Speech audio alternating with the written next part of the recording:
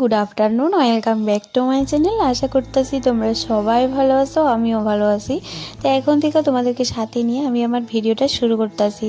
তো এখন বাজে ঘড়িতে সকাল বলতেছি বিকাল 4:30। তো এখন আমি তোমার দাদা ভাই আর বাবান মিলে যাইতেছি কুল আনতে। একদম গাছের থেকে কুল পায় রানু মাছকে, কারণ তোমরা দাদা ভাই যে অফিসে মানে জব করে আর কি, অফিসে একটা মেল আছে। আমরা যেখানে থাকি এখান থেকে প্রায় 10 মিনিটের রাস্তা, বেশি দূর না। তো এখানে একটা বিরাট বড় কুল গাছ আছে, কুল গাছে নাকি অনেক কুল ধরছে। গ্যাসে বসেও জানো তো আমরা লেটে গেছিলাম দেখে কুল আর পাইছি না। তো এবার একটু তাড়াতাড়ি গেছি। যায়া প্রথম ভাবছিলাম কুল নাই, কিন্তু যায়া গাছের নিচে দিকে এত পরিমাণে কুল পড়ে রয়েছে, কারণ বাইরের লোক আয়ও নাকি গাছের থেকে নিয়ে যায়। তো তোমরা দাদাভাই প্রথমে গাছটা ঝাড়া দিতে আছে, দেখো তো পারতেছে না দিকে পরে একটা বাঁশ নিয়ে আইছে, বাঁশ নিয়ে পারছে। আর এই কুল পাড়তে যায় আমার এত মশার কামড় খাইতে লাগছে, মনে হয় আমার 1000টা মশাও কামড় দিছে না, কারণ আমি যে লেগিংসটা পরছি অনেকটা পাতলা আসলো, তো সেই জন্য মশা অনেক কামড়াইছে আমারে। মানে বিশেষ করে এত ফোলা ফুলছে, দুই পায়ে আমার ফুললা, মানে অসম্ভব খারাপ অবস্থা। আমি তো ডরাই গেছি জ্বর নিয়ে আয়ে, কিন্তু না, জ্বর টরাইছে না। তো বাবা না তোমরা দাদা ভাইরে কামড় দিতে পারছে না, কারণ ওরা তো ভারী প্যান্ট পরে গেছিলো। ভাগ্য ভালো আমি বাবানরে ভাবছিলাম, কারণ এখন যেহেতু এতটাও ঠান্ডা নাই, প্রথমে ভাবছিলাম হাফ প্যান্ট পরে নিমু, কিন্তু এই যে লং প্যান্টটা পরে নিছি। ভাগ্যিস, না হলে না মানে বাবানের আজকে কী অবস্থা হইতো, কুল আর খাইতে লাগতো না, আইয়েই পড়তে লাগতো। তো যাই হোক, কুল আইনা সেটা না পরে আর ভিডিও করা হয়েছে না, এটা হচ্ছে পরের দিনকার ভিডিও।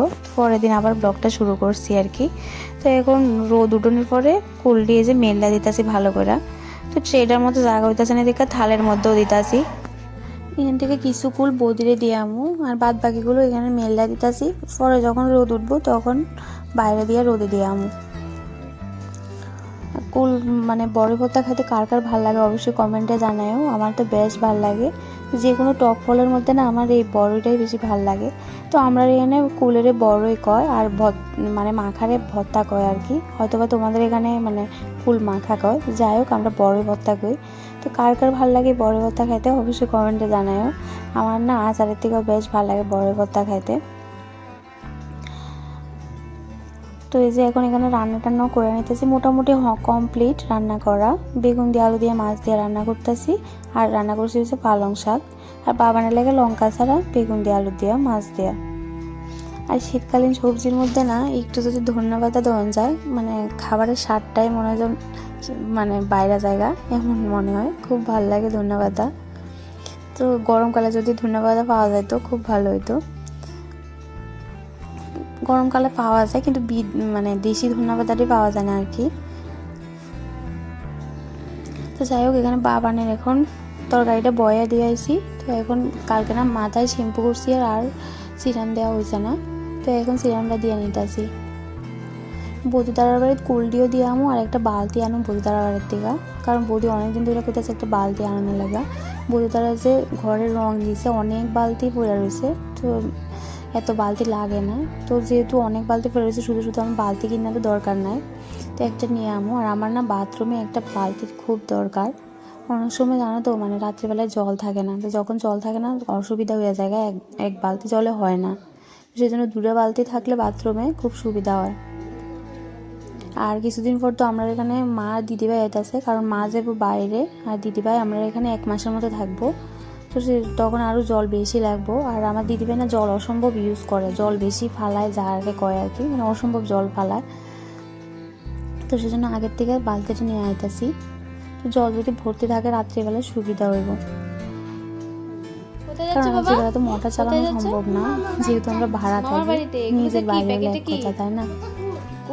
তো এখন যাইতেছি যে বদিদার বাড়ি, বাবা না কিছুক্ষণ পরে আয়া পড়ুন। দাদার বাড়ি, তো বদিদারে একটু বড় দিয়ে আমু, আর একটা বালতি আনো, প্লাস্টিকের বালতি, কারণ বদিদারে যে ঘরে রং দিছে, প্লাস্টিকের বালতি নাকি অনেকটি আছে, তো একটা বালতি আনা খুব দরকার। মানে অনেক সময় না রাত্রেবেলা জানো তো জল থাকে না, তো বালতিতে করে যদি ভর্তি করে রাখি তাহলে জলের অসুবিধা হয় না। তো বালতিটা নিয়ে আই, তো চলো পরে আবার কথা বলতেছি। প্রায় আধা ঘন্টা কি 1 ঘন্টার পর বদিদার বাড়ি থেকে আইছি। তো এখন আয়া দেখি ভালোই রোদ উঠছে, তো এখন কুলডি রোদ্রে দিয়ে দিতেছি। আর আজকে জানো তো কোনো কাজই করা হয়েছে না, শুধু রান্না ছাড়া। এখনো মানে ঘরটোর কিছুই গুছাইছে না। এই যে খাটের মশারি টশারি এখনো আগের মতোই রয়েছে। তো মশারিটা উঠামো, ঘর ঝাড় দেবো, তারপর বাবানরে খাওয়ানো। এখন মনে প্রায় 11:30 কি 11:30 মতো বাজে গেছে গা, এখনো বাবানরে খাওয়াইছি না আজকে। তারপর জামা কাপড় কিছু ধুতে লাগবো। আর বাবানরে টিভি জ্বালাই দিছি, কিন্তু ও কি টিভি চাইবো, আমার লোক দুষ্টামি করতেছে। বন্ধুরা যারা আমার ভিডিওটি দেখতেছে, যদি একটু ভালো লাগে তাহলে অবশ্যই আমার চ্যানেলটা সাবস্ক্রাইব করে দাও। অবশ্যই আমার ভিডিওতে একটা লাইক কমেন্ট দিতে ভুললো না, কারণ তোমরা একটা লাইক আমার ভিডিওটারে অনেকজনের মাঝে পৌঁছে দিতে সাহায্য করবো। আর তোমরা যদি একটা কমেন্ট করো তাহলে আমি অনেকটাই মোটিভেট হই ভিডিও বানানোর লাগে। আর আজকে বেড কভারটা চেঞ্জ করুম, অনেকদিন ধরে চেঞ্জ করুম ভাবতেছি, কিন্তু করা হইতেছে না। আর আমার বেড কভার না পাতলে বেশি দিন যায় না, নোংরা হয়ে যায়। এই যে বাবান অসম্ভব দুষ্টামি করে বাইরে যাইবো, উঠানে খেলবো, তারপর আয়াই খাটের মধ্যে উঠে যাবো গা। কতক্ষণ ডাক দেওয়া যায় কল, তো জুতা পরে যায়, তবু ওই যে খেলে ধুলবালি আয়ে। আর বেড কভার দেখবা একটু লাইট কালারের পাতলে তো সারছে, কাল নোংরা হইলে না মানে মনে হয় যেন বেশি বেশি বোঝা যায়। এই বেড কভারটা পাতলে অতটাও বোঝা যায় না।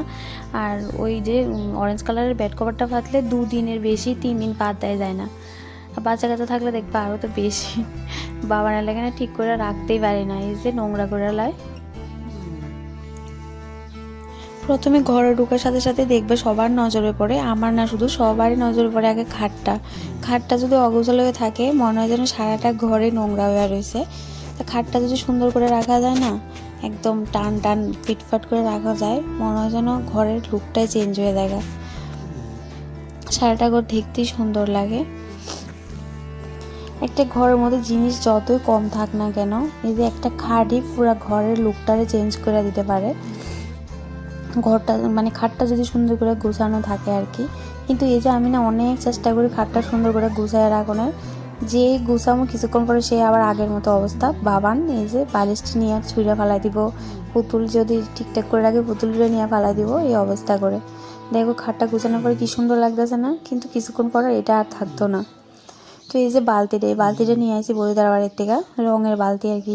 তো এটা এখন ভালো করে মায়ের যা জল রাখুম আর কি, জল ভর্তি করে রাখুম। তো আগে জামা কাপড়টি ভিজিয়ে রাখতেছি, তো এখন যদি ভিজিয়ে রাখি তাহলে না জামা কাপড়টি অনেক পরিষ্কার হবো, আর সাথে সাথে ধুয়ে নিলে সার্ফ দিয়ে একদম পরিষ্কার হতে চায় না। তো সেজন্য আগে জামা কাপড়টি ভিজে তারপর বালতিটা পরিষ্কার করুন। আর আজকে জানো তো কাজ করতে করতে এখনও ভাত খাওয়া হয়েছে না, মাঝে বাবানরে ভাত খাওয়াইয়া দিছি। আর দেখবা কাজ থাকলে না ভাত খাইতেও ইচ্ছা করে না, মানে মনে হয় যেন আগে ওই কাজটি সারালাই তারপর আস্তে ধীরে ভাতটা খামো। আর ভীষণ খিদা পাইছিল, কিন্তু কি করুম, আগে কাজটি তো করতে লাগবো।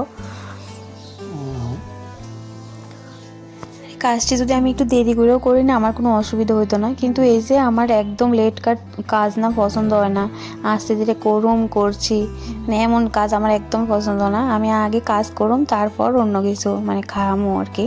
কিন্তু অসম্ভব খিদা পাইছে, কিন্তু আগে আমার কাজটি করতে লাগবো। কাজ করে আমি না করে আমি বয়ে থাকতে ভালো লাগে না। সব সময় আমি বিয়ে রাখবো এমনই আসলাম, আগে কাজ সারুম তারপর অন্য কিছু।